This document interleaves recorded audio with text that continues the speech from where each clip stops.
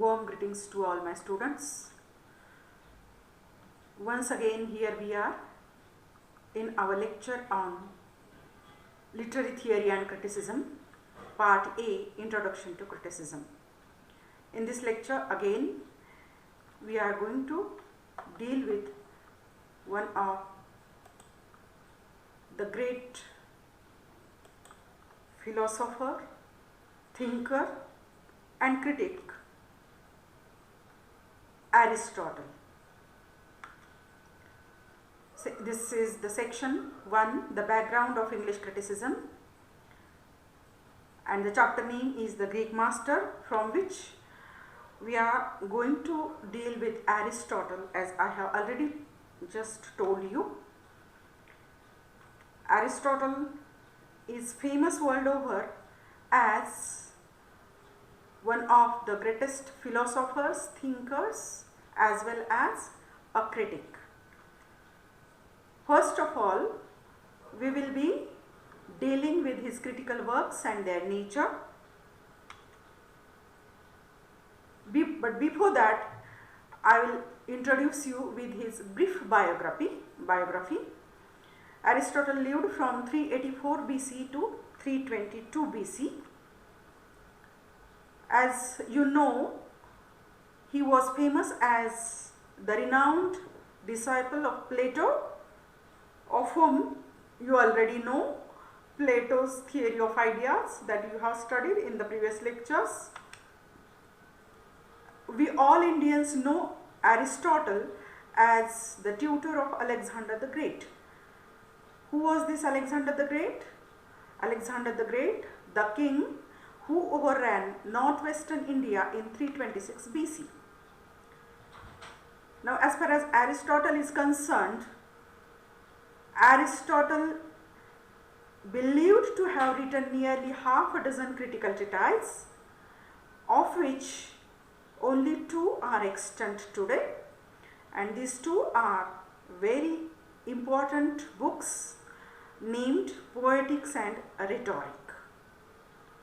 Now, what is the subject matter of poetics? Poetics deals with the art of poetry, whereas his another important treatise, Rhetoric, deals with the art of speaking. Now, this was a brief biographical introduction as well as a brief introduction to Aristotle's works. Now, here in this lecture we are concerned with poetics. Why? Because poetics deals with the art of poetry, and here we are going to have an insight into Aristotle's views that he discusses or he puts forth regarding the art of poetry. First of all, we'll have an elaborate view of the Plan of Poetics. The Poetics, as we all know, deals with many more problems of literature, and therefore it always attracts greater attention than the later book, the Rhetoric. Now, at the very outset of this book, Poetics, Aristotle clearly states the nature and purpose of poetics. It is very interesting to know the nature and the purpose of poetics. Poetics is not just a declaration of the principles of the poetic art. So what is it then? Its conclusions are firmly rooted in the Greek literature. The Greek literature which was known to Aristotle during his days, during his age, and these conclusions are derived from the Greek literature that Aristotle came across during his age. And that's why it is very obvious, it is very clear that the approach of the study of this book is that of scientific one. It is the approach of observation and analysis that is generally followed during a scientific study. And this approach is followed by Aristotle during the writing of his book Poetics. So, the conclusions that Aristotle has drawn, that he deduces those conclusions from the literature, from the observations that he has made of the literature of his age, that might have been wholly or partially affected Aristotle's conclusions, but he takes a very substantial document, he takes a very substantial support as a document from all his works, that those were created, produced during his age.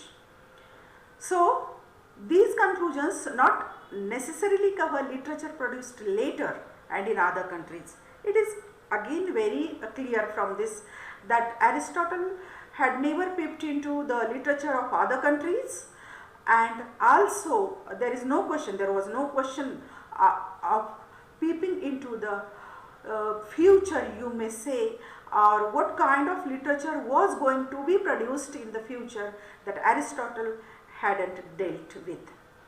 Now in this case, one of the greatest critics, Dryden, says, I quote, "If Aristotle had seen English tragedies, he might have changed his mind," unquote.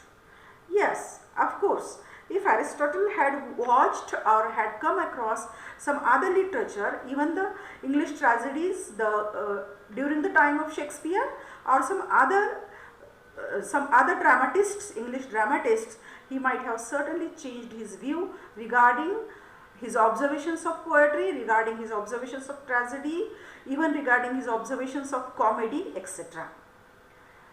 Yet many of Aristotle's observations on the nature of poetry and drama, they are of general application, and they are equally applicable they were equally applicable in his age, they are equally applicable today, and in a sense they could be predicted, it is predicted that they are universal. Now, what was the purpose behind writing the Poetics and Rhetoric? That is, the purpose behind writing Poetics and Rhetoric was to sort out these principles from established practice and to set the principles and rules for being a good poet as well as for being a good orator. Now the next important thing that comes in our discussion is the Plan of Poetics, that is elaborated here by Aristotle in a very comprehensive manner. As it has been conveyed to us that Poetics is a treatise of about 50 pages only. And how much chapters? 26 small chapters, that's all. So what is the division of these 26 small chapters? These 26 small chapters, it is said, or an impression is created that these chapters, they have been written in a summary form. What kind of summary? It is supposed that it is summary of his lectures. Whose lectures? Aristotle's lectures to his pupils, to his students. And it is again considered that either this summary might have been written by Aristotle, or it might have been written by his pupils, his students. It is not clear who had particularly written these summaries, but it is supposed that it is available in the form of summaries. And the next important thing regarding the Plan of Poetics is that it is believed to have had a second part which was never found. It was almost lost. But why? What is that makes us think that there might have been the second part of this Poetics? There is a certain point, a certain discussion that makes us think that there might have been the second part of this Poetics. What was that point? Because there are some discussions or some points which are incomplete, and these incomplete discussions make us think that there might have been the second part which was lost. That is, this discussion is incomplete. And why? Because it omits some of the important questions. and these questions are raised by Aristotle himself. Which type of questions are these? The questions like the discussion of comedy and catharsis. So it was supposed that these discussions were had to take place during this production of this book Poetics, but this actual discussion is nowhere found in this Poetics, and that's why it is considered, or it is supposed, that there might have been the second part of this Poetics, and he would have reserved these topics for a fuller treatment in that second part, which remained incomplete anyhow. Now, as far as the plan of this Poetics is concerned, or the division of the chapters of this Poetics is concerned, that is again very interesting and important. The first 4 chapters and the 25th, they are devoted to poetry wholly. How many chapters? 5 chapters in all. That is the first 4 chapters and the 25th chapter. They are completely devoted to a discussion over poetry. No other topic is included in these 5 chapters. Now after that comes the 5th chapter. Now this is the first 4 chapters and the 25th chapter. They are a general discussion of poetry. However, the 5th chapter particularly is devoted to comedy, epic and tragedy. Particularly devoted to these 3 forms of literature. That is epic, again a type of poetry, and we all know, we are very aware of the fact that comedy and tragedy even were composed in the poetic form in those days. So the 5th chapter in all covers these 3 topics, that is comedy, epic and tragedy. Now after that, after the 5th chapter, the following 14 chapters, means from chapter number 6th to 19th, all these chapters are exclusively devoted to a discussion of tragedy, and that's why Aristotle's theory or observations of tragedy are yet even today considered as a landmark in the field of criticism. Now after this discussion up to the 19th chapter, or the 14th chapter being completely devoted to tragedy, the next 3 chapters, which one? 20th, 21st and 22nd. The next 3 chapters completely deal with poetic diction. Poetic diction, the language of poetry. What kind of diction? The choice of words. What kind of language should be opted for the creation of poetry, for composition of poetry. So these 3 chapters from 20 to 22nd, they completely discuss this topic of the choice of poetic diction. After that, the next 2, means after 22nd, there comes normally 23rd and 24th, obviously. They are entirely devoted to the epic poetry, the discussion of the epic poetry.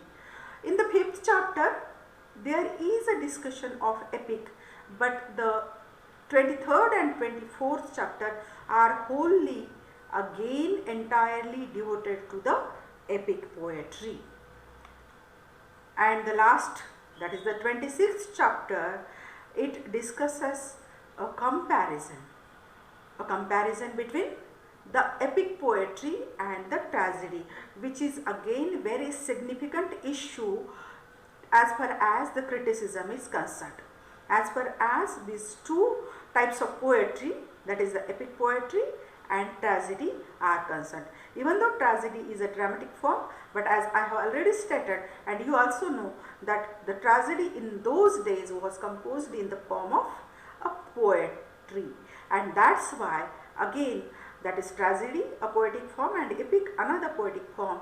and the comparison at various levels, various grounds regarding these two poetic forms, and it is obviously a very interesting chapter, a very interesting discussion for the students of criticism. Here are the references that the material followed for this presentation. The students may also go in detail, and they can have a very detailed reading of these chapters from this B. Prasad's book, An Introduction to English Criticism. It is essential for the students to go through the text of this book regarding the chapters are concerned. Another book followed for used for references is mentioned here, and the next deliberation is going to take place on Aristotle's observations on poetry exclusively. Thank you, friends. Hope you might have got what we have just discussed. If you find some difficulties regarding any understanding or appreciation of Aristotle's, actually this was a normal and a general overall discussion. Now in the next lectures we are going to peep into the details of the poetic forms as they have been elaborated by Aristotle one by one, but here it was a very normal discussion for your understanding. Hope you might have got it very well. Thank you once again.